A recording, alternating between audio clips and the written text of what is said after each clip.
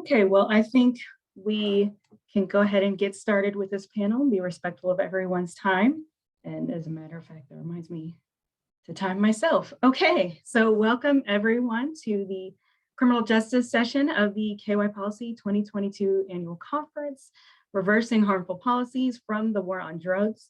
My name is Carmen Mitchell, and I'm the criminal justice policy analyst here at KyPolicy. And I'm delighted to be here to talk about this important issue with you and to be alongside this excellent panel of participants and that includes Scott West with the Department of Public Advocacy and Jennifer Hancock with Volunteers of America. So this is going to be a really great session and I'm excited about it. So just a little bit of housekeeping as a reminder, this year, of course, we're hosting the conference on a couple of links. So if you by chance meant to join this session on care work that is also happening right now, the link should have been in the email you received, and I believe it will also be posted on the chat.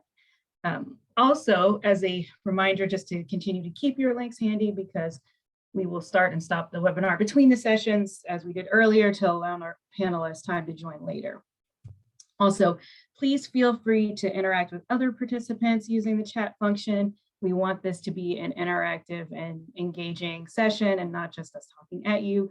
And we are also utilizing the Q&A function today for panelist questions. So if you do have a question during this session, please submit it through the Q&A function. And then finally, before getting started, we just want to sincerely give thanks to everyone who made this possible. And that includes all of our panelists throughout the day, you, the audience, for tuning in to yet another Zoom event, and also our sponsors, especially KEA, who without them, this would not have been possible. So thank you very much. And also, I just want to personally give a very special thank you to my colleague, Natalie Cunningham, Cracker Jack fabulous teammate with the best head of hair in Kentucky. And she organized all of this and made sure all of the nerds had our stuff together, and will also be facilitating the Q&A at the end of this discussion. Also, if you need any assistance technically, be sure to reach out to her at natalie@kypolicy.org. Thanks. All right. You're welcome. Okay, so let's get into this first presentation, which will be starting with me, and I'll be giving a concise as possible explanation about the war on drugs, including the history nationally and in Kentucky and the effects and context today. So let's go ahead and get into it. I can make sure. Yes. And before we started with the content, I just wanted to make space to acknowledge Breonna Taylor and the death of Breonna Taylor during the police raid entry, I believe a couple of years ago now, which was very much caused by, or at least the war on drugs was the catalyst for that death at the hands of police officers during a forced entry raid in her home. So even as we know, a lot of the media demonstrations have passed, but we in Kentucky, we still honor her and will not forget her and the impact of her legacy and continuing and moving these conversations along. And we hope to not see any more tragic events like what happened to her. So just wanted to have that acknowledgement first. So there's probably nobody listening to this webinar who hasn't heard of the war on drugs. I sincerely doubt it. So I think in thinking about what was a fresh way to kind of define, not just define the war on drugs, but really put it into context and really rethink how we conceptualize it beyond just a problematic set of policies. And again, I'll continue to get into this, but I was thinking of a good analogy that really drives home the essence of the problem. And then I thought, what better analogy than in the era of Zoom, a Zoom analogy. And so I was thinking of this woman who was once presenting during CNN, who we see in this picture, what this very nice presentation, this was on CNN, I believe I just said, who has her background and everything looks nice, who's giving a presentation on something, whether it's sciencey related. But she posted this picture alongside another picture of herself after this interview to show what was really happening behind the scenes, which is a disaster. And I related to this picture a lot. Well, maybe not as much as because she's clearly a parent. I don't know if I've ever given a Zoom presentation with no pants on, but as you can see, it's just a total mess that we can't see, that she's aware of, but she's given us this really nice facade that you cannot see. And I relate to it now as I have a giant pile of laundry behind me that you can't see in a messy desk. And the reason I bring up this analogy is because I think it's an excellent metaphor for most of our criminal justice policy, and especially the war on drugs. Because what was presented to us when the war on drugs was launched, and I know we commonly understand it as the official 1971 launch of war on drugs by the Nixon administration, although it started much sooner than that, is this very shiny set of not just policies, but this whole theoretical idea of ending this drug trade that was happening here and nationally, and protecting children and families from this scourge of disease and destruction or bad behavior, whatever you want to call it. And that was what was presented to us and policymakers and the public for all of this. But what was actually happening was a foreseeable disaster in terms of human costs. And I especially want to say foreseeable because it was not a surprise. We knew when I say policymakers were aware when they implemented war on drugs policies at the federal and state level, which was basically the first time drug criminalization was existed in this form. We knew that we were going to enable mass incarceration in the United States. And so we've seen that. And we have seen also kind of the making and enshrining of racism and racial hierarchies, which I'll also get into later in the presentation. But finally, we also see that we have not, in fact, reduced drug distribution or use. So that's another salient point to all of this, was that the stated goal was not sincere. We know even the Nixon administration knew that this was going to disproportionately target Black people and incarcerate Black people. But we knew not even the stated goal has been achieved. So we have not reduced drug distribution or use, and we have a serious substance use disorder issue and overdose crisis, which I will touch on, and then that will be touched on as well during the session. And so just to give more of a concise as possible history and all of this and how it emerged too, because as I said, this kind of all of the roots of this started before 1971. But it's also important to kind of step back and look at incarceration too, which the war on drugs is not the only reason we have mass incarceration, but in a way it has catalyzed. It's been one of the biggest catalysts for it, even for people who are not incarcerated for drug criminalization. But it's important to know too that in Kentucky in particular, before 1970, basically, the incarceration population was less than 3,000 people total. So proportionately, we had incarceration. It was nothing at the scale that we saw now, except for a brief fluctuation during World War II. So as I've often started with presentations on this topic, I tell people, so basically, if we were in person, maybe I would have picked on people and asked people how old they were. Raise your hands if you're over 52. Thankfully, you all don't have to be embarrassed like that. But basically, if you are about older than 52 years old, you are older than both the war on drugs and mass incarceration in Kentucky. So that really puts in perspective how still new these phenomena are.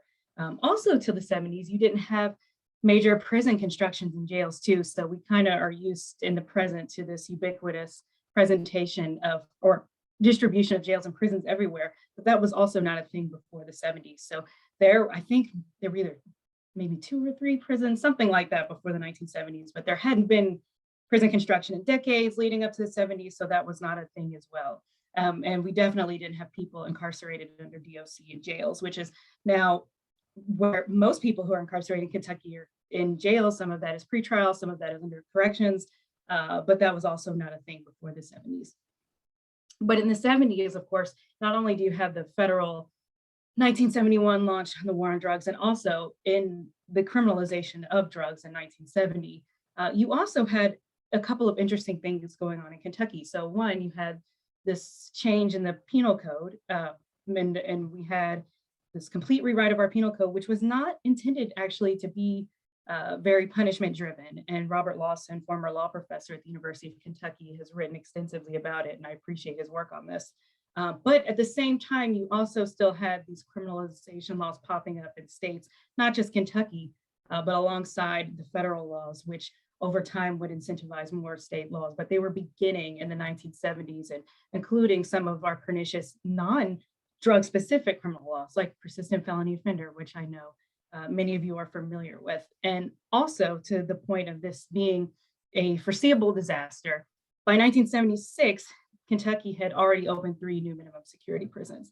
And so if you think about that, that's very quickly after we saw these drug criminalization laws, policymakers knew we'd be incarcerating a lot more people. I think there were also plans already to build a 4th one by then, so we knew exactly what was coming after that.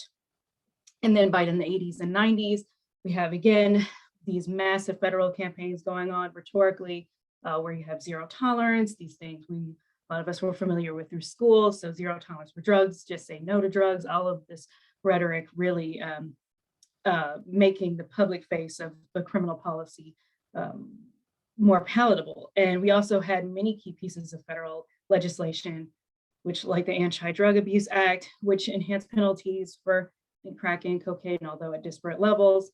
And that was a racial equity issue as well. We had bills like the crime bill, which again, I think implemented mandatory minimums. And so you have all of these, both drug specific and non-drug specific laws, federal laws, and also this incentivization for states to implement similar laws and also build more jails and prisons to house more people. And so between 1980 and 1997, the incarceration for nonviolent drug offenses by itself went from 50,000 to 400,000 people. And in 2020, so present day, we had an estimated 450,000 people incarcerated in jails, youth detention centers, or state and federal prison for drug offenses, including, and 46% of the 150,000 nearly people in federal prison, it was also for drug sentences as well.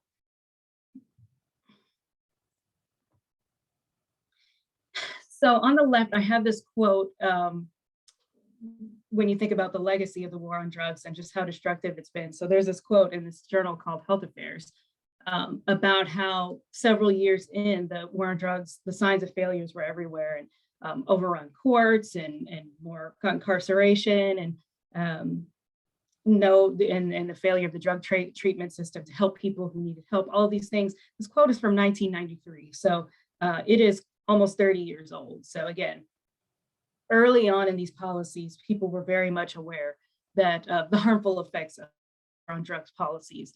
And the way I have it in this matrix, I think this is kind of the essence of how to categorize all of those destructive aspects. So one, of course, that I talked about was increased incarceration, but also there's increased incarceration from the drug use itself, or I'm sorry, the drug criminalization. But there's also harsher penalties for everybody who is justice involved. And I think that's a really important point that's discussed less often in the war on drugs conversation, was how it really begins to harm everyone who gets justice involved is now suffering because of all of these punitive policies we have in place. So I think of it I think of a parent telling their child to clean up maybe their toys and Legos off the table, and then the child's response is to take their arm and just sweep everything off the floor. So now you have this giant mess on the floor. That's kind of the analogy that comes to mind with this policy. It's just like a blanket thing that takes everything and just it makes it worse for everybody. And so you think about people who are dealing with whether it's gun charges or theft or anything, whether they're connected to drugs or not. Now you have to deal with enhanced felony sentencing practices, truth in sentencing policies, which means you're going to stay incarcerated for longer of your sentence before you're eligible for parole. All of these terrible things that are also just as much responsible for the mass incarceration too, because even if we released everybody, I think I said 450,000 people on the last slide, who's incarcerated for a drug offense, that would still leave a lot of people incarcerated, because at any given point, we have about 2.2 million people incarcerated at any given time. So that's an important takeaway from today's presentation, is that it's not that releasing everybody just on drugs would solve our incarceration problem, but it's that punitive instinct, those punitive policies that have harmed everyone from the war on drugs is ultimately what makes the war on drugs the catalyst for mass incarceration that we see today. Another issue is the policing violence too, because policing, as we experience it today, often a lot of policing behavior is incentivized by drug criminal policy, whether it's searches, forced entry raids. All of these behaviors is very much for catching people with drugs. And I have a little bit more on that later, but police violence and what we see especially happening disproportionately to Black people and communities of color is very much enabled and catalyzed by the war on drugs. And then also too, and I won't spend I think my next slide is on this, but I'm looking forward to hearing Jennifer talk more about substance use disorder and really addressing that. But it's important to note too, that the war on drugs has prevented us from developing the systems that we really need to support people who really do have substance use disorder. And that's because too, not only just drug criminalization the problem, but it means we haven't been able to do a lot of the research, or we're behind on it because of problems giving access to researchers. We have, I'm trying to think of a point, and then it is, and other practices related to drug use. So thinking about criminalized needle exchanges and how it took decades to try to expand needle exchanges and all of these harm reduction practices. Again, looking forward to hearing more from Jennifer, but also too, we don't have the system that we should to treat this because we've been leading with the criminal first, incarcerate people first approach for so long. And then again, just to just say too, Kentucky, as we know, we hear in the headlines that Kentucky stays the top, among the top states that continue to be hit hardest by the opioid health crisis and overdose rates, despite all of these penalties. And there has been more research, especially over the past 10 years, that has shown that drug criminal penalties don't deter people from drugs. And actually, it's in general, criminal penalties don't have the deterrence effect of crime, period, but especially drug criminal penalties.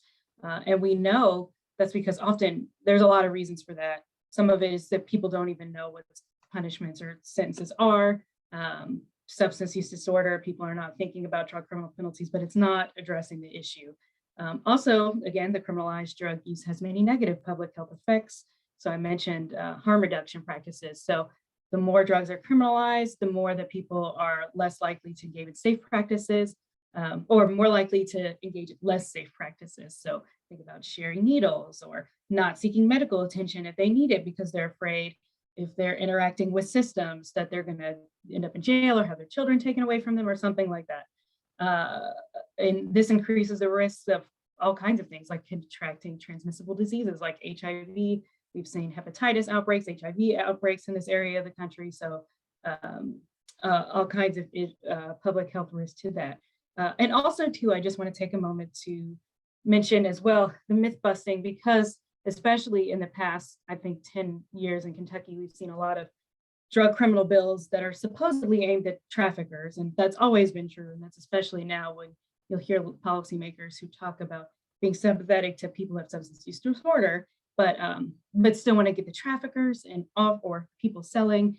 And that is a myth too. These criminal laws rarely get people who are doing that or the kingpin, so to speak. Usually they're just trapping people who are themselves users and may just be sharing it with other people. And so even like just to think about, I went crazy with my animations, but as it turns out, OZARK is back today. If you're not familiar with the show, this is a show very much about drug trafficking in Missouri. And this couple in question, if you haven't seen it, is in league with the drug cartel in Mexico doing that. And I am looking forward to watching the show later. I think it came back today. For any watchers out there who want to bet against me. So I'm a gambling Kentucky girl, despite what the legislature thinks Kentuckians like to gamble. So I will bet a bottle of Elijah Craig to anybody watching here that the show is not going to end with Marty and Wendy getting taken down by a state criminal drug charge. But show aside though, and jokes aside, I use humor because it's a very dark topic, but who these laws are actually getting is Kentucky families. And I do want to visualize that because it is parents, it is mothers, it is children. I'm not talking about the juvenile aspect as much because we don't have endless time, but it is families who are getting hurt by this policy, not the image of kingpins we have in our mind when we're having these discussions often. Okay, checking time. So as far as getting back to the racism aspect of this, and I would hope, especially in the past couple of years, that we're all very familiar with how the war on drugs disproportionately impacts people of color, especially Black people. And so just to give a perspective too on the legacy of that, so Black Kentuckians were about 8% of the statewide population, but we're 21% of Kentucky's prison population. And a lot of that is because of the war on drugs. And I've mentioned a sentencing disparity in the past, that was implemented in the past between crack and cocaine, that was very much racism motivated because of crack's higher prevalence in Black communities versus cocaine in white communities. Thinking about cannabis as well. So the most recent data that we have shows that the ratio of arrests for drug possession in Kentucky, I think it was close to 4-to-1 ratio of Black to white arrests. And also there's data I know that the DPA has that shows too at every level, every type of charge, Black people are seeing really high disproportionate rates of charging, and also charging with higher enhanced sentences. And so we could go on and on about the disparities that exist, but it's also important to note too that, again, the policing I mentioned earlier too was been very much a part of that as well. Targeted policing towards predominantly Black communities. We've heard terms like stopping and frisking. We know that those searches, pulling people over, this happens to Black people at a very disproportionate rate. And so that begins the pipeline of Black people being in this system more disproportionately for drugs or not. So even if police officers are stopping Black people more, even if they're not finding drugs, they might find something else to charge you with. So this is what this behavior is enabling. And also, again, policing. And I just want to give a nod to the SWAT tactics again, because policing violence is so tied to racism and also to drugs. So SWAT tactics emerged originally from police departments who were targeting Black activists in the 60s, but it was legally enshrined through the Supreme Court saying you can use SWAT tactics to find drugs, because before the 1960s, police officers doing forced entries into people's homes was not a thing. So if it wasn't someone's life at risk, it was not legally acceptable to be doing that, but then it became legally permissible through drugs. And the resulting incarceration, we know, especially in the past 10 years of research, leads to more health outcomes, reduced life expectancy, more financial instability, higher mental health, even higher overdose rates. So incarceration that results from all these practices is actually making people's life outcomes much worse than they were for people who are often already very poor in the first place. And so we know too, in Kentucky, there's high rates of incarceration in a lot of rural areas, poorer areas across the state, and predominantly white areas too. And so you have this second-class citizenship that's been conferred from incarceration into people. And so the way I frame it as well is ultimately is that Black people are disproportionately affected, and we shouldn't lose sight of that. But everyone who's swept into the justice system because of this is going to be so much worse off. And that's across race. It mostly affects people of working class status. And then I'm going to wrap this up quickly so I can pass the mic. But current state of incarceration. So I've mentioned kind of the past 10 years because we know in Kentucky, we've been having public conversations at least this long about how to try to address this issue. And so House Bill 463 passed in 2011 was the last major type of reform attempt that was supposed to address incarceration through many ways. And some of it was through provisions that were related to drug penalties. And so the idea was by implementing HB 463, there would be many fewer people incarcerated and hundreds of millions of dollars saved in the corrections budget over time, over 10 years. And in fact, the opposite happened, unfortunately. So today we have over 30,000 people who are incarcerated in Kentucky's jails and state prisons. We're ranked globally and nationally in the top percentile as far as places with incarceration rates. And the DOC enacted budget for 2022 for the general fund was $626 million. So that is more than the GDP of a few small countries. I did check. So, and that was a 72% increase from 2010 in actual terms. So we have gone in the opposite direction from where we said we wanted to go. And we've enacted 8 pieces of criminal felony legislation since 2011 that added more drug criminal penalties. So the war on drugs continues. And we do have a report on this by me and some of my colleagues, by the way, if you want to read more about the last 10 years in criminal penalties and the effect on Kentucky, that is in a report on our website. And then what should we do? I will again leave a lot of the solutions discussion for the latter part of the panel, but I basically just want to highlight too, we should be reducing or eliminating criminal penalties wherever possible. But we also need to look at punitive sentencing practices like persistent felony offender that are also very harmful and arose during the war on drugs and need reversal as well. And then there are a whole lot of other punitive policies, both criminal code and otherwise that exist that are tied to drugs. Did not talk about this, but probation and parole revocations are a big part of that. And a lot of people who leave, I think about half of people who leave incarceration will go back for a technical violation, and using drugs is one of those technical violations. And also the way we punish parents and separate families and all these other punitive policies that were related to drug use. And then we need to really be looking at treatment and other sentencing, alternative sentencing, and the social safety net. And then just continue to re-examine our myths about drugs use too, and separating that from substance use disorder. How are we framing that compared to alcohol, other things? There's just a whole host of contradictions in the substance use discussion that we all need to re-examine. Those of us who are advocates in the space as we're talking to policymakers about policies that make sense to support people with substance use disorder. And then this will be on the website, but just to remind people, we are in session if you did not know. So we've already seen a couple of bills related to this issue. I think hopefully everyone who's listening has heard of the fentanyl bill, HP 215. If you have not, there is another bill to increase the required sentence that people have to serve for trafficking or importing fentanyl, which we do not support and encourage people to advocate against. There are also a couple of expungement bills so far, which are positive, and I didn't mention that, but a lot of people who have been incarcerated for drugs and have been released still have records from that.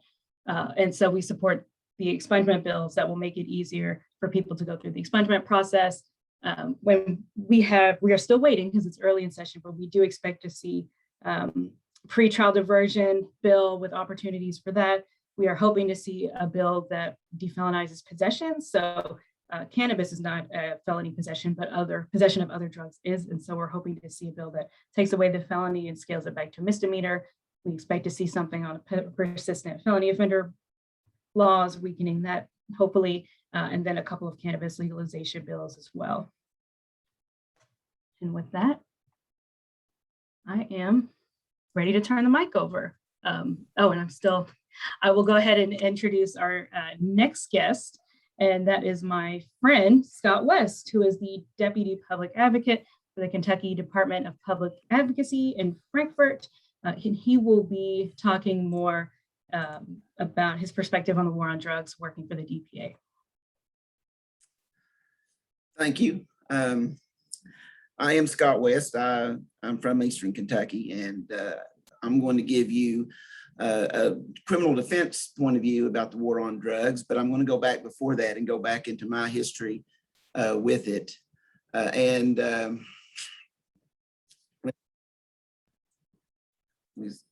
want to start with the war on drugs in 1971. I was 8 years old at the time. And, I wasn't watching TV. I certainly wasn't watching the news.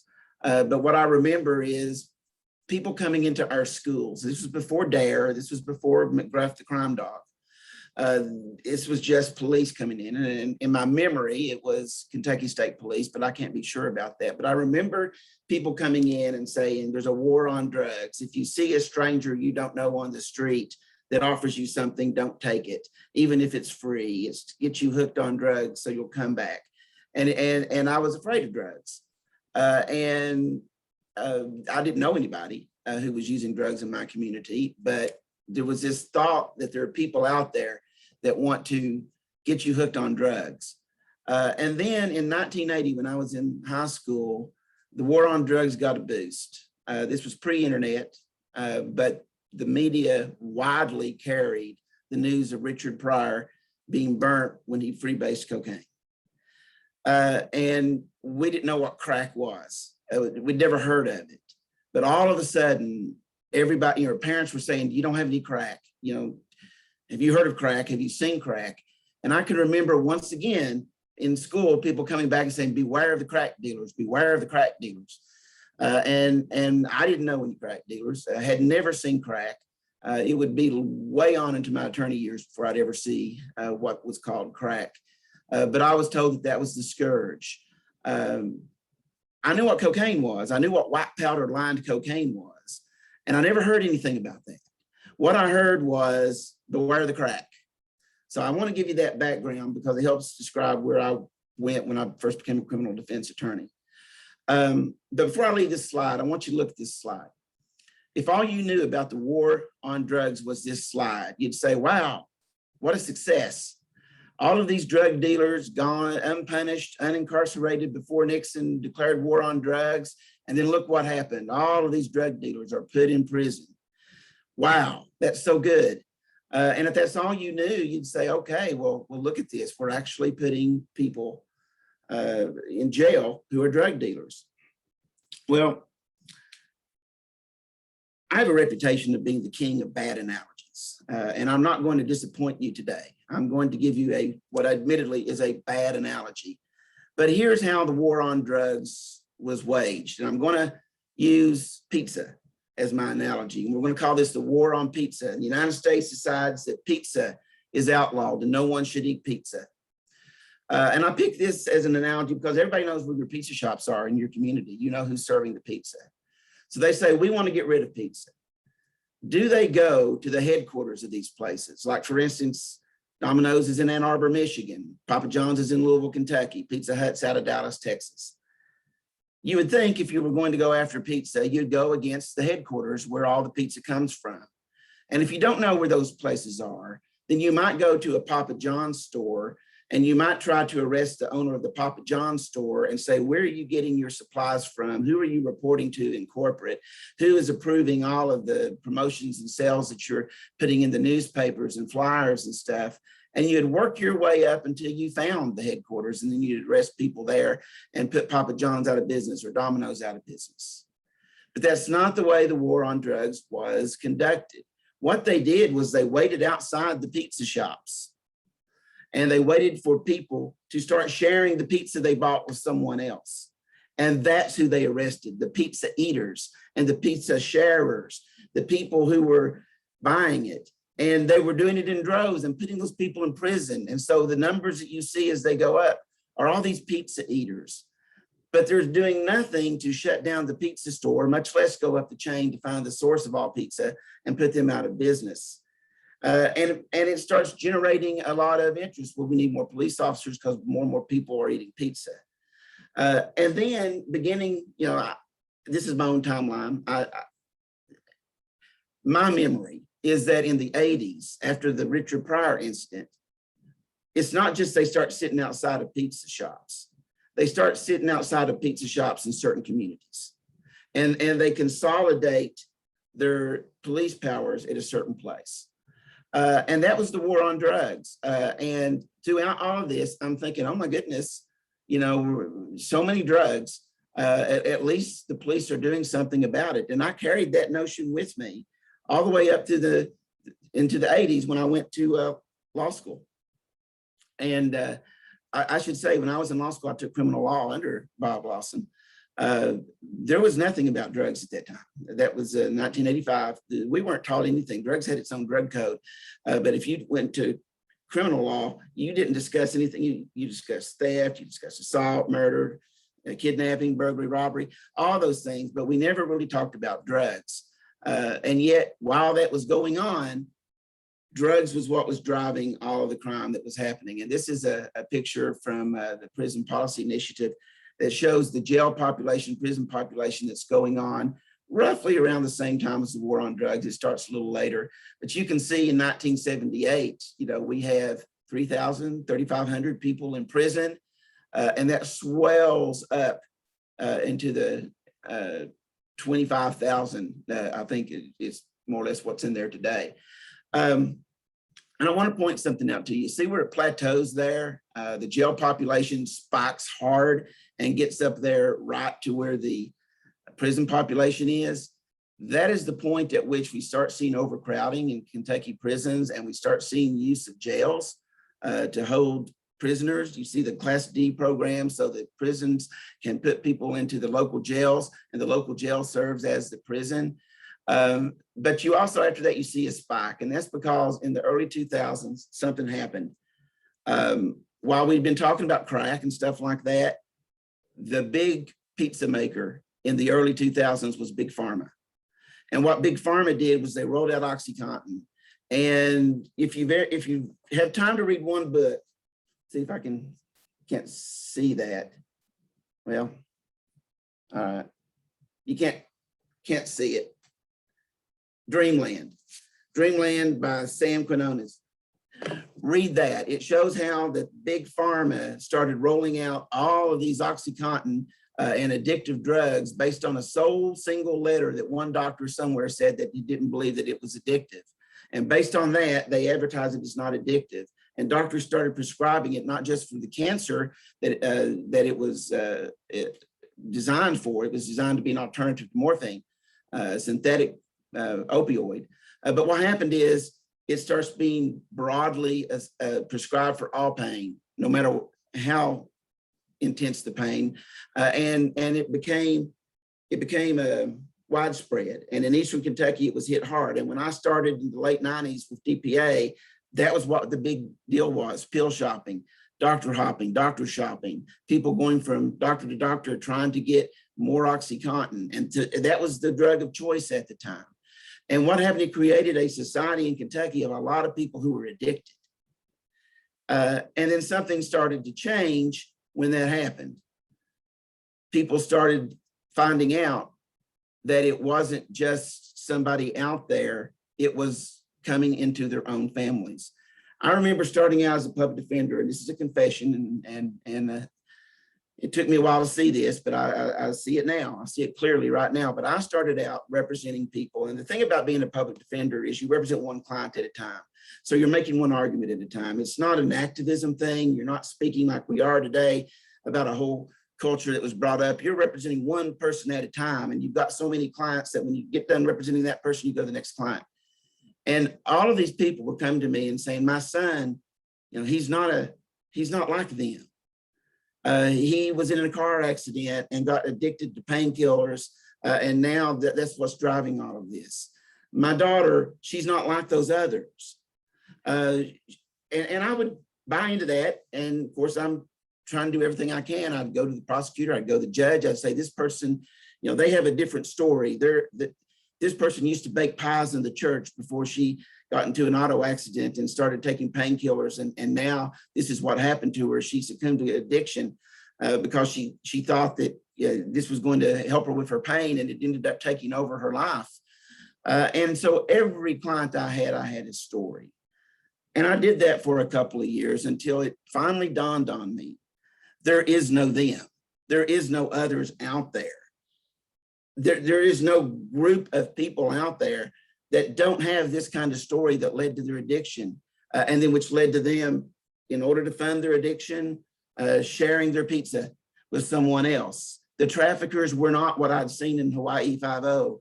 They weren't the big conglomerates that were sending, suitcases to the schools. The people I was defending, and the people that even the private counsel were defending, were all end users turned traffickers. And then all of a sudden meth hits the scene, because as Big Pharma is being held to task, you still have this group of addicted people, but what they are using to feed that addiction is drying up as Big Pharma starts being called to accountability for what they've done. So you see methamphetamine grow up, and in the mid 2000s to late 2000s, it was then. And then heroin came in and started filling the gap, and now it's fentanyl and carfentanil. And so what happened is Big Pharma created this demand for drugs. And at the same time, they never lost the tried and true going after people who were used for crack. And in Western Kentucky, I was a public defender, and I was in Callaway County, and Callaway County is 93% white. It is 4% African-American, and then the other 3% are filled up by other folks. And so it's 93% compared to 4%. But there was a drug raid. There was two of them. One was 15 to 20 people arrested for methamphetamine and trafficking in it or manufacturing it, which had an even stiffer penalty than trafficking. And they were all white. But there was another raid that was crack cocaine. And there were 15 to 20 people arrested on it, and they were all Black. And the way that it happened is they catch somebody, they make someone a deal. You'll go work for us. You'll become a confidential informant, but you have to get this many people for us to be able to arrest. And what they would both do, they go to the people they knew, the people who had shared drugs with them before, people they had shared drugs with before, and they would go to the usual people that they know with whatever supply was available and get them on tape. And that person who really was a user, an end user, they became a trafficker. And that was what was filling up. And I noticed that, and I was surprised that you had, 50% of my clients were white, 50% of my clients were not. They were both Schedule II substances. There was a big disparity in the bail that was set for them.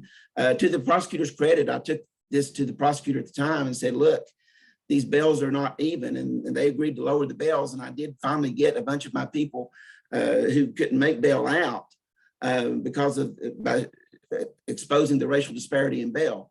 But it still didn't take away from the fact that, half of my clients from this drug roundup, as they called it, were of color. Another half weren't, in a 93 to 4% distribution of demographics. So all of these things really woke up to my eyes. And I realized that there started becoming an appetite within the communities for people to start getting better results than prison. Because all of a sudden, all these people who become addicted, they were now finding ways to feed that addiction in other ways. And it was no longer them. People started realizing that it's in my church, it's in my business, it's in my family, it's in my home. And they said, we have to do something about this.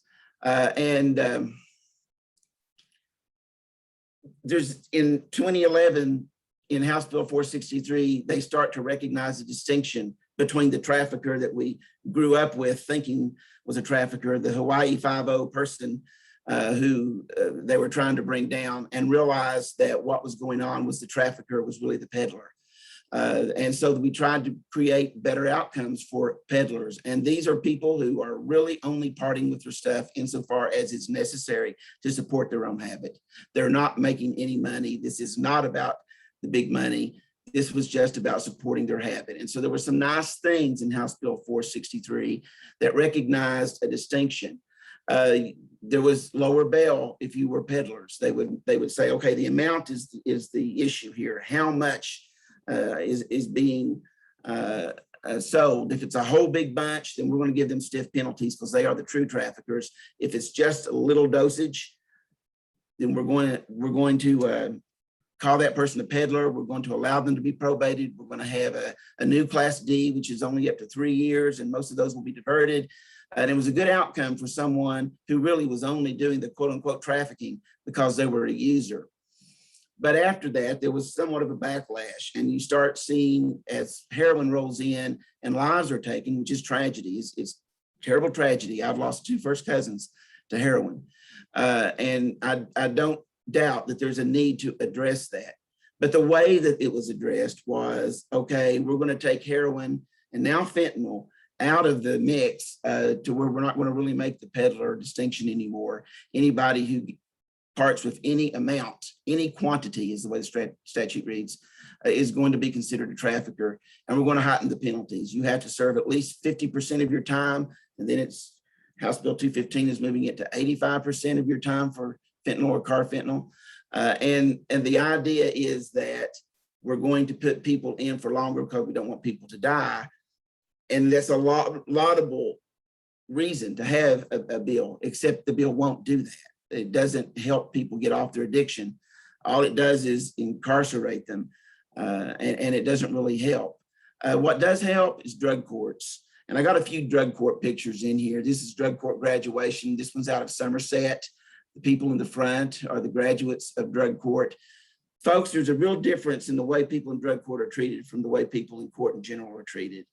And the reason is because drug court is a community response to the drug problem. It's not just a criminal justice, lock them up response. You marshal local assets.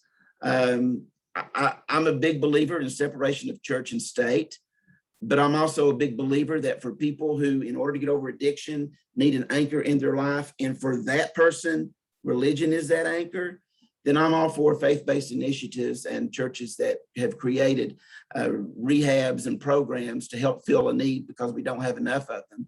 I still think that someone shouldn't be forced into one if they don't want to, but if that is something they grew up with and they can use that as an anchor, then we need more of those. So it's on a case-by-case basis. Here's one in Christian County. That's Judge Self. I went to law school with him, presenting someone with an award at drug court graduation. Here's another one, another drug court graduation. And these are celebrated, and people are reminded that they have worth. They're not just them. These people aren't them. These people are us.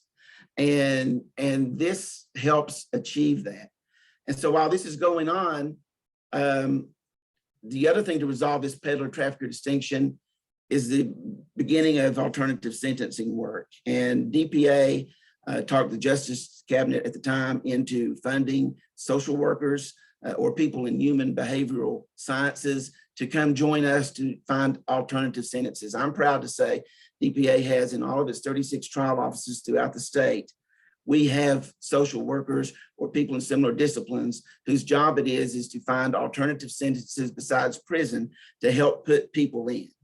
And these will involve finding what is local or drivable distance. Sometimes it helps finding people to drive them.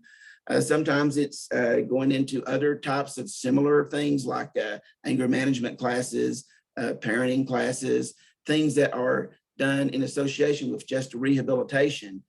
Because the idea is the more in a community that is behind somebody's success and is invested in their success of getting off drugs, the more likely it is going to occur. You put someone into prison and you say they have to stay in 85% of their prison sentence. There's no incentive, even while you're in prison, to go to a substance abuse program. It won't get you out earlier. It won't do anything for you while you're in prison. And so what happens is they're not very popular. And when people get out, they haven't learned the skills. They haven't found whatever they have to find inside them to change things.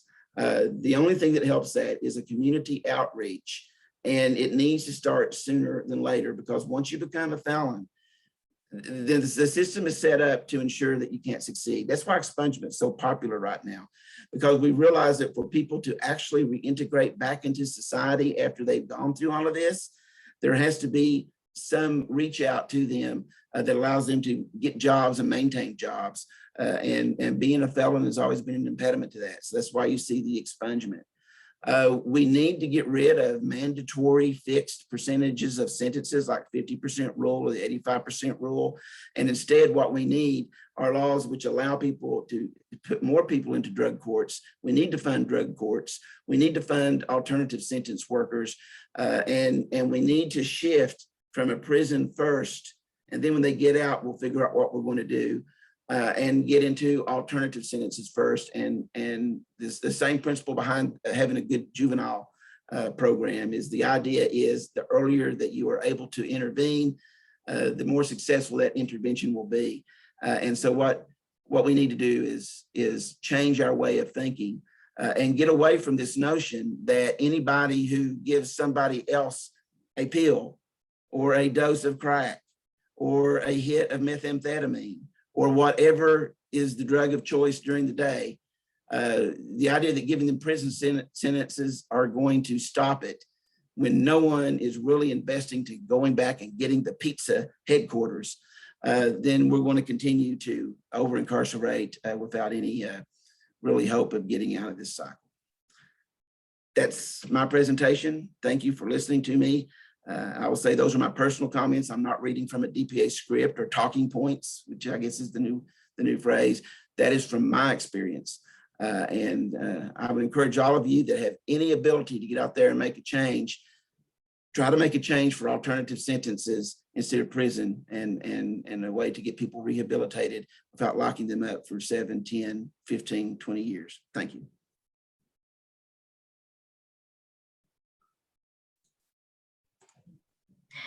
Thank you so much, Scott, for that presentation. And I just want to remind anybody tuning in at home to feel free to submit any questions through the Q&A function next to the chat, and we will be having answering questions at the end of the presentation. But next, I want to introduce our final speaker, Jennifer Hancock, who is the CEO of Volunteers of America. And full disclosure, I'm a big fan of VOA, and in fact, partnered with them to do research and outreach on HIV work some years ago before the pandemic, which feels like 50 years ago, actually, but sometime in my past. I was doing great work with VOA, and I have much respect for them. And also to, since Jennifer started, the VOA has been nationally recognized, for those of you who don't know, for their work in particular with women who are experiencing substance use disorder and women in underserved areas. So I am very much looking forward to hearing from Jennifer today. And with that, I will turn it over to her. Thanks, Carmen, and good morning, everyone. It's a real pleasure to be with you today.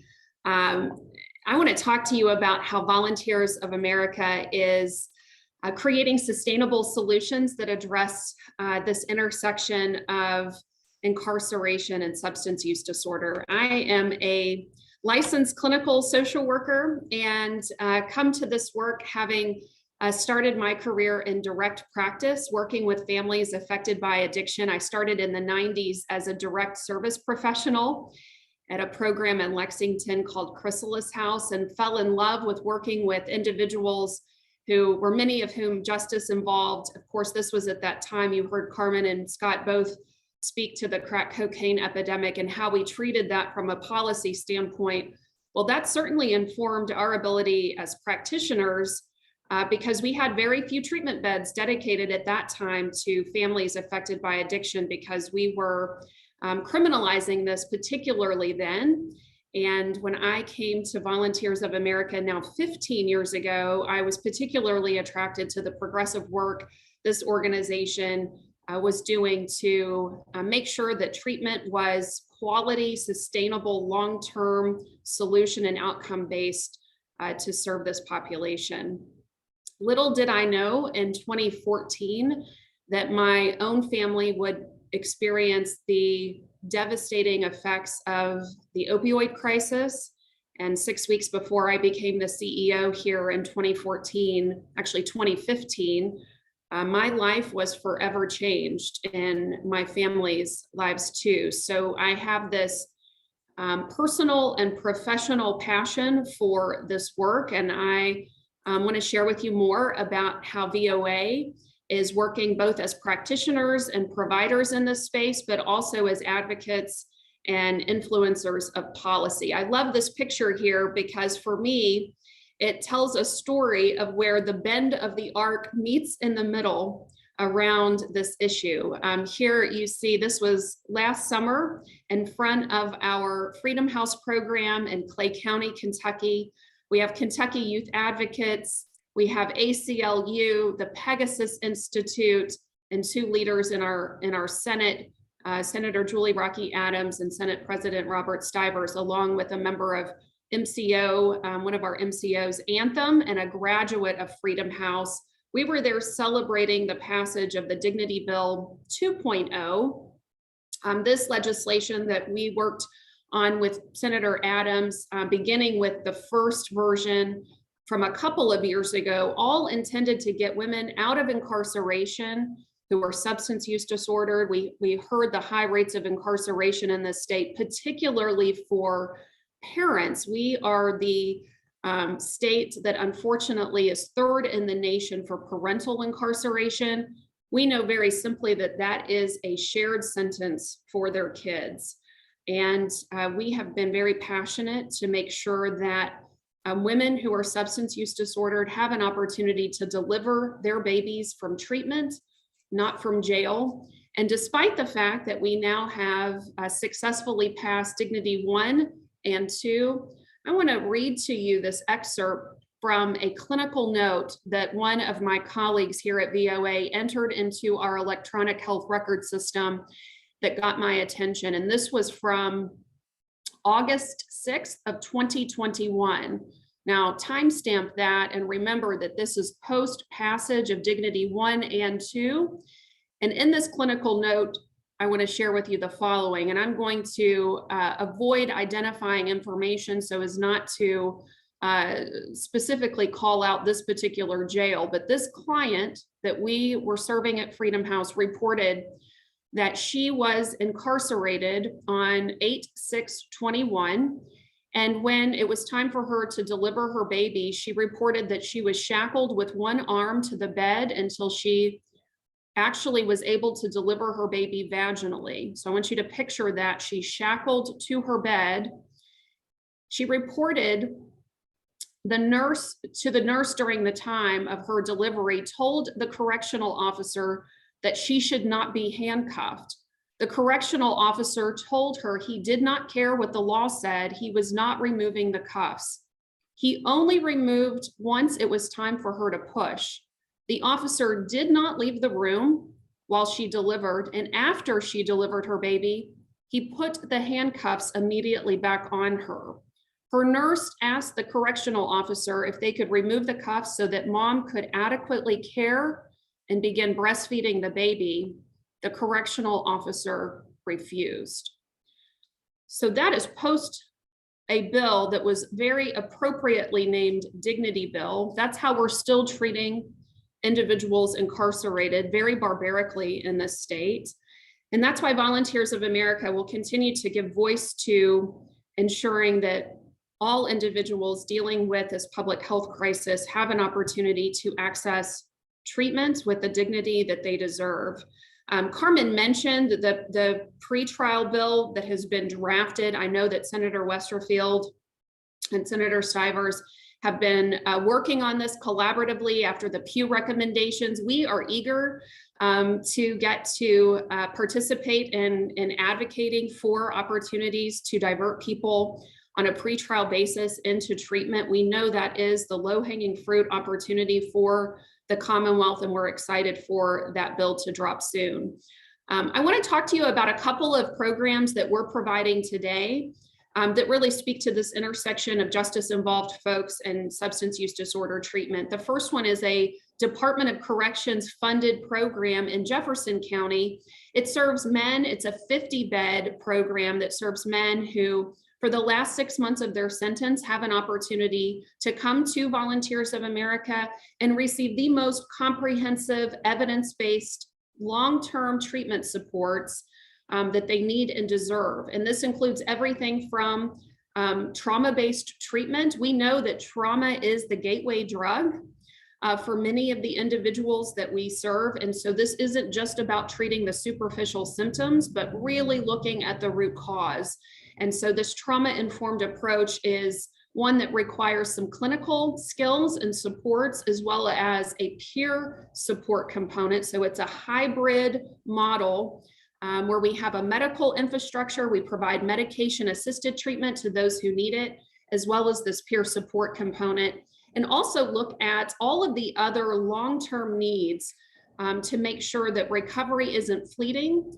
While we know that return to use is part of this disease, we have ways to address that in a non-punitive, very therapeutic way to keep people engaged rather than to isolate them. The US Surgeon General recently revealed that isolation is a public health crisis and is leading to some of the mental health challenges that we are seeing during this pandemic. Well, one of the things that we've done through mass incarceration for individuals affected by addiction is to marginalize and isolate them. So all of our programmatic philosophy is intended to connect people to a tribe, a support system of other individuals in recovery, to those natural supports if they are healthy, and to a community of support. And so we do that both in our halfway back, and Carmen mentioned our Freedom House program that has become now nationally recognized as a model way to treat families concurrently. We have a model that allows women to bring their children into treatment, all of their kids, regardless of age, regardless of the number of kids. And we have an evidence-based way of treating every member of that family. So when you think about it, this becomes a powerful primary prevention tool because we're helping kids heal from the trauma that they've experienced being exposed to parental addiction, and then secondary prevention for their parents. We have expanded that program now into Southeast Kentucky. We are looking at Northern Kentucky and Owensboro by invitation of local leaders there who have seen the outcomes that we've been able to accomplish and would like to see us deliver a more regional approach so that this program is truly accessible to all who need us. One of the things that we're particularly proud of is the work that we did with Representative Adam Bowling last legislative session on the Recovery Ready Communities legislation. Now this is being driven out of the Office for Drug Control Policy. We have been building a model recovery ready community in Manchester, Kentucky. We started out in Clay County about 4.5 years ago, again, at invitation of local leaders. Talk about high rates of poverty for kids, high rates of incarceration, disability claims, the opioid crisis, and I love that Scott referred to Dreamland. The cartels have very sophisticated marketing infrastructure. And so talk about invading a depressed coal country where there was not industry to replace coal. And so high rates of unemployment, chronic pain issues. No wonder in this small community of 20,000 residents, there were more than 13 pharmacies, one on nearly every street corner, and enough opioids prescribed so that every man, woman, and child could have at least 150 at any one given time. So those were the baseline metrics when we came to the community. We know that as a provider of substance use disorder treatment, we cannot operate in isolation. We have to look at an entire system of delivering recovery assets. So I think about this as a recovery ecosystem. So we can't just focus on treatment if we're not also thinking about quality housing, if we're not thinking about workforce reentry. So in this short period, relatively short period of time, we have infused over $10.5 million of public and private partnerships into the community, added 40 new jobs to the community, and created everything from a Freedom House program to a recovery community center, Kentucky's first rural community center where anyone in recovery can gather and access peer supports, social and leisure supports, as well as workforce reentry.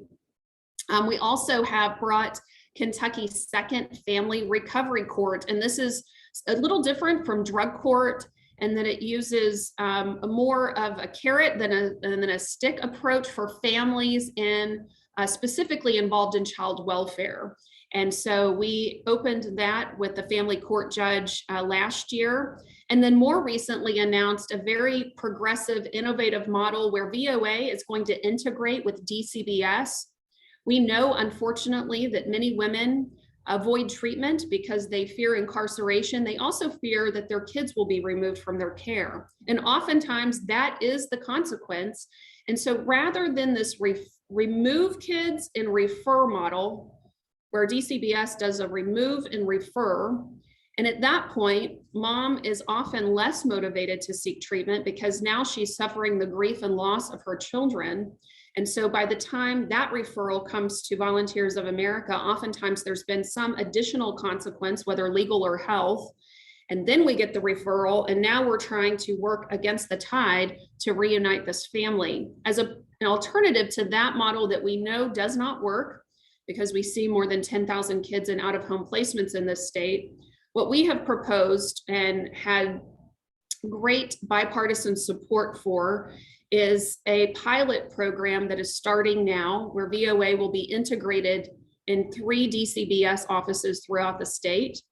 And using a more clinically driven assessment model, we're going to assess and refer that family on demand into treatment. And one of the places where we're doing this work is in Clay County. We have a wonderful partnership there with the local DCBS office, and we're eager to hire a clinician. We have some jobs posted now, by the way, for really smart clinical leaders who can come in and really provide that technical support and assistance and start to shape the culture of how we think about working with these families and incentivize on the front end their willingness to come forward and to identify their need for support, or for us to identify them more readily.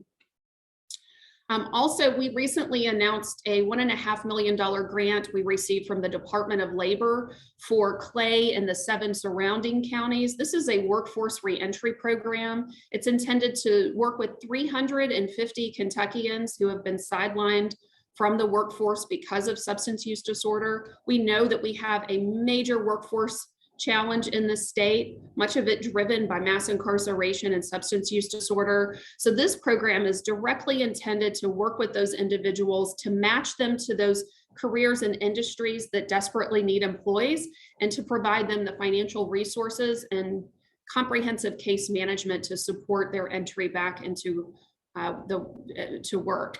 We also are getting ready to launch a project with App Harvest. So we're focusing on the built environment, economic stability. We're also focusing on overall holistic health. And we know that for folks who are poor, they have a harder time accessing fresh whole foods. So not only will we create new jobs in Eastern Kentucky through this partnership and really leverage this second chance employment opportunity for the individuals we serve, but it will also make fresh whole foods even more accessible throughout the community. So those are some of the partnerships that we're working on today. And I know I've left a few out, but I want to move along now and talk about restorative justice, because that's another program of Volunteers of America that I'm very proud of and very passionate about. We know that for youthful offenders who are on that school to prison pipeline, or on the juvenile to adult institution pipeline, many of them have at part of their root issue families who are dealing with substance use disorder. And we see that time and time again for the individuals we serve in this program. This is a very therapeutic approach to holding youth accountable for the harm that they've caused, by allowing them to experience good old-fashioned mama's justice, where you look at the person you've harmed in the eye and you make a direct amends. This is also a victim-centric approach that allows the person who has been harmed to have direct influence as to the outcome for the youth. So they together co-create a plan of restoration, and our conflict resolution specialists are facilitating these 2 healing circles that allow each party to get ready to eventually come together and work together to restore the harm, not only to the victim, but to the community at large. This is a highly effective model in both reducing recidivism and reducing costs. And it disrupts that pipeline by keeping kids in community, keeping them in schools, and allowing them the case management and other behavioral health supports to start to work through the family distress that they're experiencing, that is being seen symptomatically as behavioral disorders or criminal behavior. This is a project that recently was expanded into Southeast Kentucky. Our home base is in London. We're again working through 3 judicial districts, 8 counties, to deliver a demonstration project where we have a researcher from EKU that is measuring results, looking at recidivism 12 months after the client completes the restoration plan. And we're very hopeful that over time, we'll be able to deliver this to scale throughout the Commonwealth so that every youth has an opportunity to receive these services. I want to wrap up my comments now with a story about one of my dearest friends. This is Ricky Green. I met Ricky when I came to Volunteers of America in 2007. He at that time was a volunteer providing peer supports and 12-step mentorship within our Halfway Back program. And he and I hit it off. At that time, I was doing government relations and business development for VOA. And so I was hosting a lot of tours in our programs, and I met Ricky, and he ended up co-hosting a number of tours with me and shared his story. His story started when he was in middle school. He grew up in Warren County and came from severe poverty, single family home, And his older cousins, while in middle school, introduced him to marijuana and taught him that he could sell it at school and make a good profit. And so he quickly realized that the margin he earned from selling marijuana in middle school was enough to help his mom pay their bills. They were struggling financially, and sometimes they weren't having dinner. Sometimes his mom was working 2 jobs at a time, and sometimes he went days without seeing his mother because she was working so many hours. And so Ricky really started into this lifestyle because of his desire to support his family and support his mom, because he recognized how hard she was working and how they were never getting ahead or breaking even.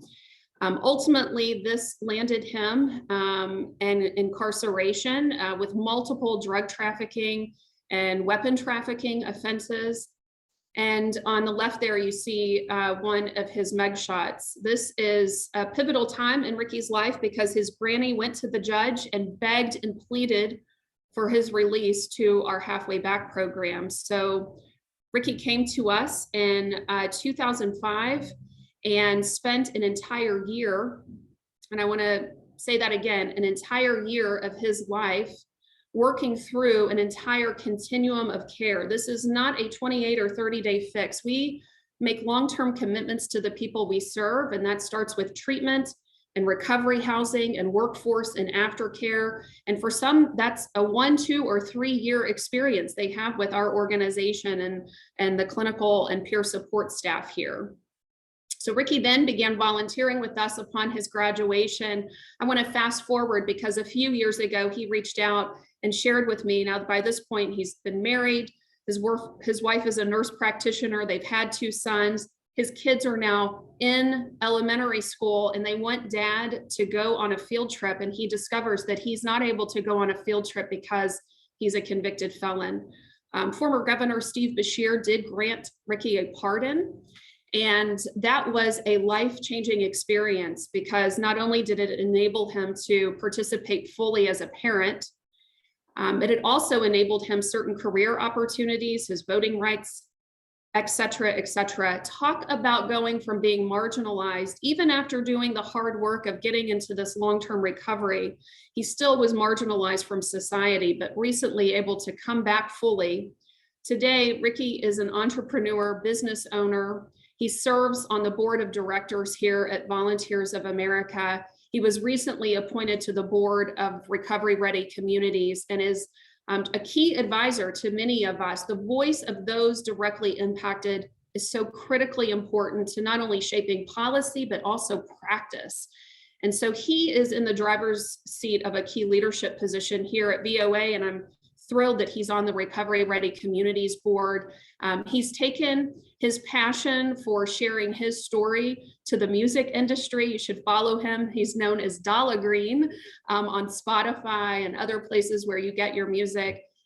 This is an example of long-term success and what evidence-based treatment does for individuals who are justice involved, who need access to quality care, long-term supports. And if we're willing to make that commitment, we will have many more Ricky Greens and we can reduce our incarcerated population. So thank you so much for letting me be a part of this critically important conversation this morning.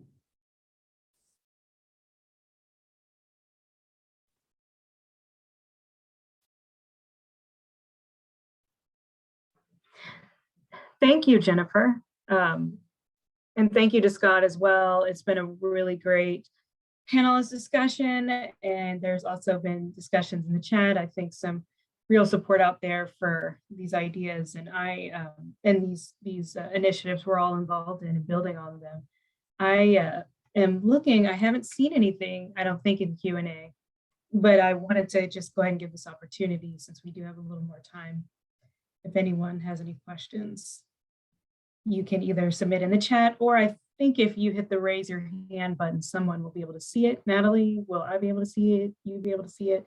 Yeah, we should all be able to see it. Okay.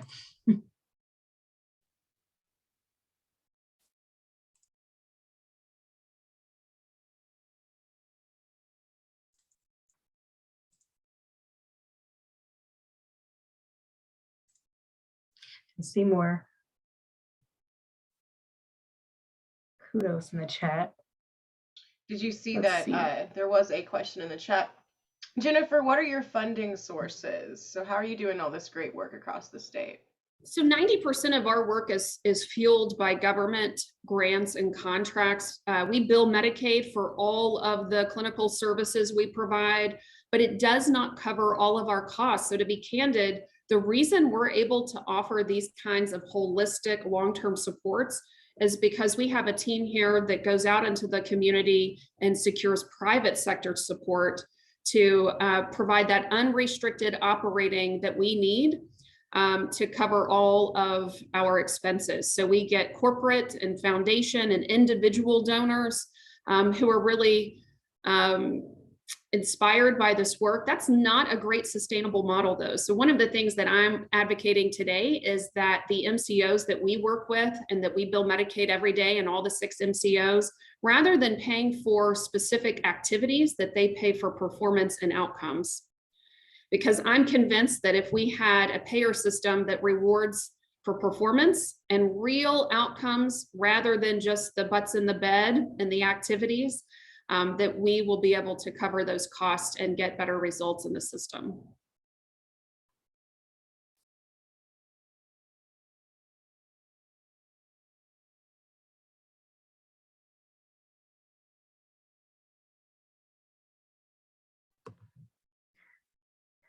I think there's another question in the chat, and this is probably for you too, Jennifer. It is, what solutions for dual diagnosed mental health and SUD do you see moving forward? Well, those have to be integrated.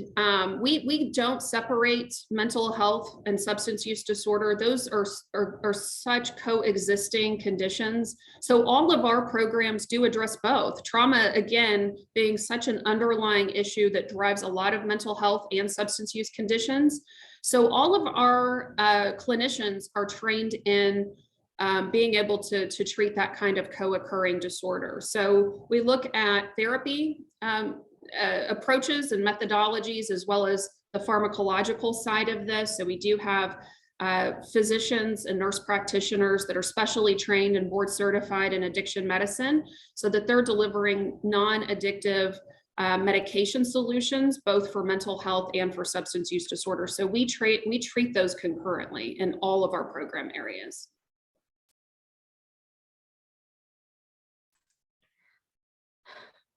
Thank you. And I actually have a question for Scott. Scott, when you were talking about programs like drug court and the people who have been successful, I'm wondering if you want to say some more about what the barriers are to expanding those types of programs, or if there's still any access issues for people trying to get into them. Just anything you want to say more about the challenges there. Access issues is the big thing. There's not enough spots. But more importantly than that, I think that there's a narrow profile of who certain people who vote on who gets into drug court think would make a successful candidate. And I think that needs to be broader.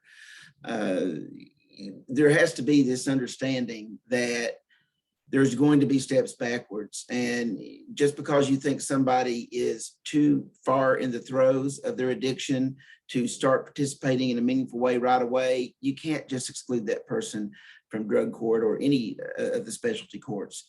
I feel like, you know, I've been in drug courts where I was the defense attorney, and we would have these sessions where you vote to see who's in there. And I can remember being voted down many, many times because they thought, well, we can't let everybody in, and this person isn't quite fit the profile. And what profile?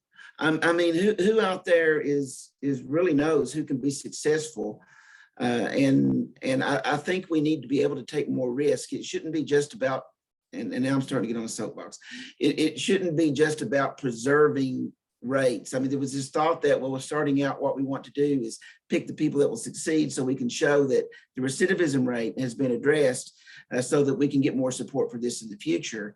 And in the course of doing that, people are being left out who, yes, they may wash out, to use a word, out of drug court, but that doesn't mean that they necessarily will. And we still should have an outreach to those people, because those people are going to be back in society at some point also, and they need as many tools and skills as we have. In my opinion, drug court shouldn't be something that existing judges do. We need new drug court judges. We need more judges who that's what they do. It's not just adjunct to presiding in a regular court. We have family court judges now. We didn't have that 20 years ago. What we need to have is drug court judges now. And then we can expand the number of people. We can draw greater upon resources that are out there and let these people that aren't getting in, get in. And that's when we want to turn this around. Taking users and making them traffickers isn't going to work. And then I see that Jennifer is typing an answer to one question in the chat. I think there's one more. This is also directed at you, Scott, and it's how to get more funding and support for salaries and for those of you who work in this system. And my first thought was call your legislator, but Scott, what do you have to? I agree, legislator, but a legislator once told me a few years ago something that was very important. And he was talking about how one party does it versus another party. He says one party will send one letter with 200 signatures. The other party, their people send 200 letters. And the stack, the visual of how many people are asking you to do something is so much greater when you have 200 letters as opposed to one letter with 200 signatures. So it's got to be really truly grassroots. It can't just be an organization send something to a representative. Everybody who's part of that organization should send something to their representative until it's a numbers game, until the legislatures feel like this is what the people want. And I know it's what the people want because this is all that fills my inbox. I don't know that we'll get the movement that we want in this area.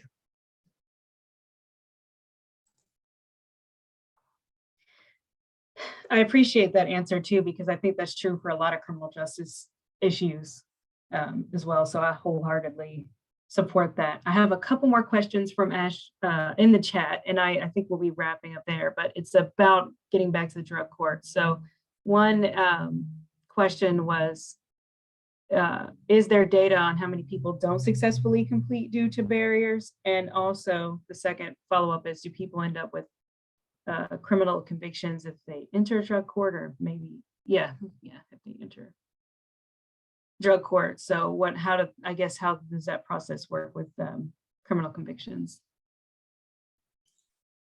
Well, I'll address that part. For the most part, no, you don't end up with a criminal conviction.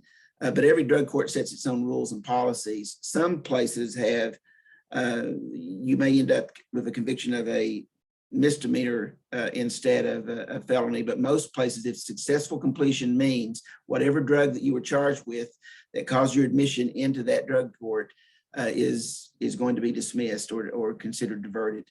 So the vast majority don't result in a criminal conviction upon successful completion. Okay, and I think you kind of answered, I'm sorry to keep putting you in the hot seat, Scott, but I think you kind of were getting to this earlier, but just with the data on people who don't complete, is it a situation where it's so selective on the front end that you have a small group of people who are chosen for the program, so most people are completing, or is there enough people who don't complete the programs to know what the barriers might be for not being successful? Well, the best drug courts that I've seen, and I've seen several, they use what they call sanctions, and the drug courts that are the most patient with use of sanctions are the ones that end up with people ultimately being successful. It truly is 2 steps forward, 1 step back.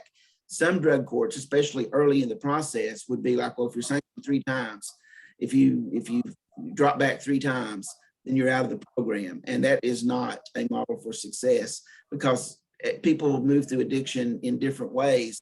And it can take a very long period of time. Somebody put in the chat, thank you for the comment about it can be taken 3 years. Yes, it needs to be a very patient program. The problem is, if you can only take so many, you want to be able to add people to it as people graduate. So you just need more drug courts so you can make them be longer. Everybody's got to proceed on their own pace. And we got to get away from this idea that if you're not up with the pace that most of the people currently in drug court are, then you're going to wash out. We have to stop that. We have to realize that people proceed differently.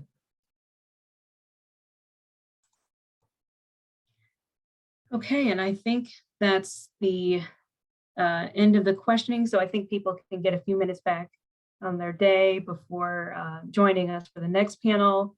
But I just want to say again, thank you so much, Jennifer and Scott, for being panelists on this presentation. And I think I don't know if Natalie's still on the call. Yeah, she is. What else do we have? We Natalie? don't have Awesome. anything else. I'm going to share my screen real quick so that you all can see the schedule for today. I want to thank all of our panelists and thank our attendees for showing up. And yeah, I just looked at the question was excellent presentation. So thank you all for being here. What you hopefully will see right now is our conference agenda. Please go ahead and grab your lunch, enjoy a little teeny tiny bit of a break, and we'll be back for our other breakout sessions. On this link right here, we'll be viewing how to win against austerity and invest in prosperity. And on the opposing link, they'll be having reinforcing transformative safety net improvements in Kentucky. So I hope that you all will join us momentarily. And another shout out to our sponsors who have really helped us out today.